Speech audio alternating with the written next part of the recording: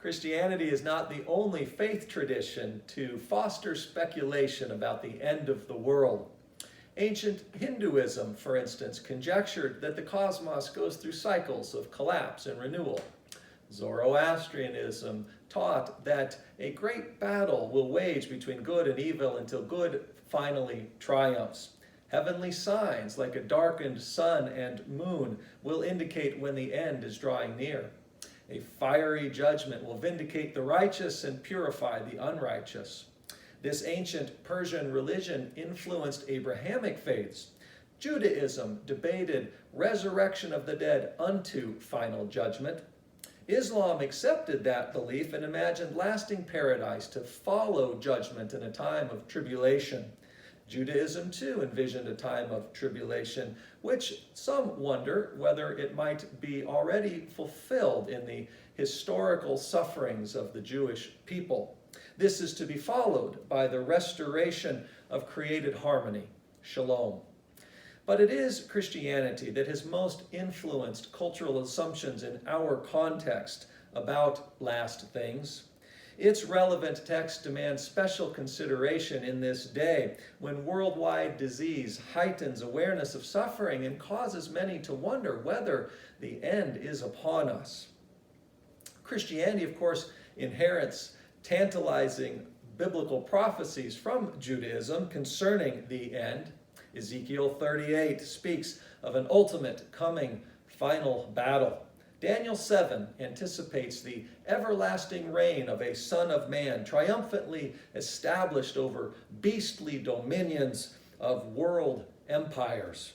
Daniel 9 ominously warns of an abomination which causes desolation. Isaiah 11 envisions a peaceable kingdom where a lamb lies safely near a wolf. Isaiah 13 and other passages presage portents in the heavens like a darkened sun and moon.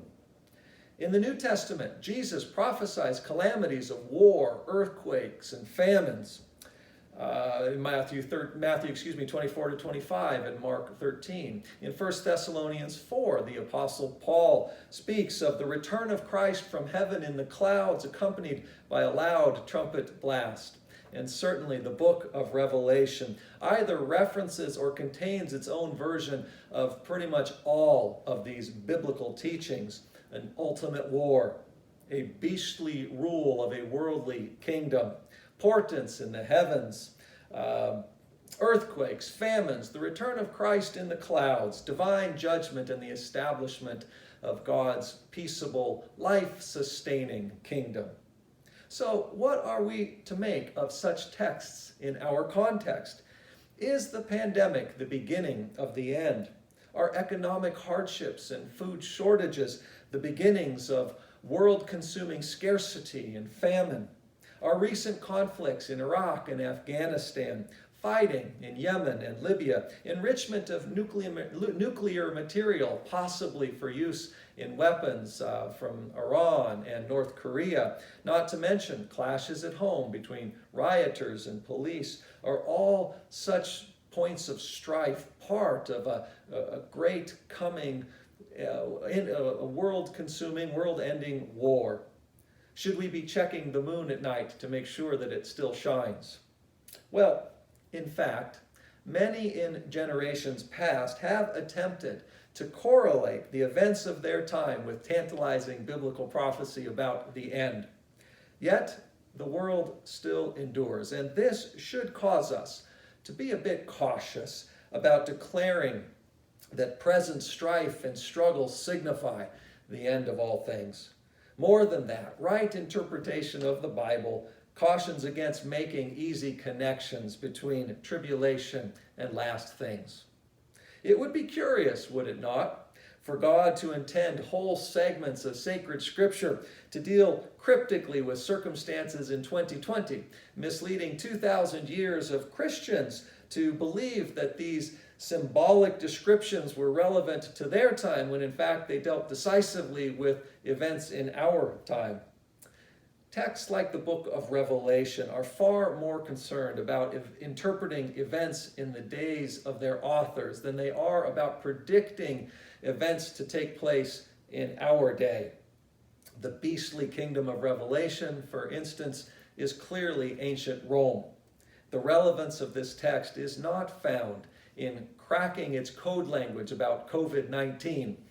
It is rather about understanding the victory of the sacrificial lamb over worldly forces, the triumph of faith, the peace of the faithful in the midst of suffering and persecution, not in their absence.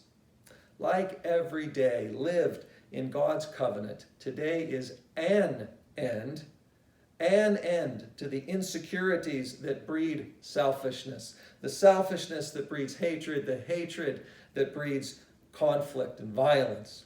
It is the beginning of faith that leads to love, love that leads to sacrifice, sacrifice that leads to peace.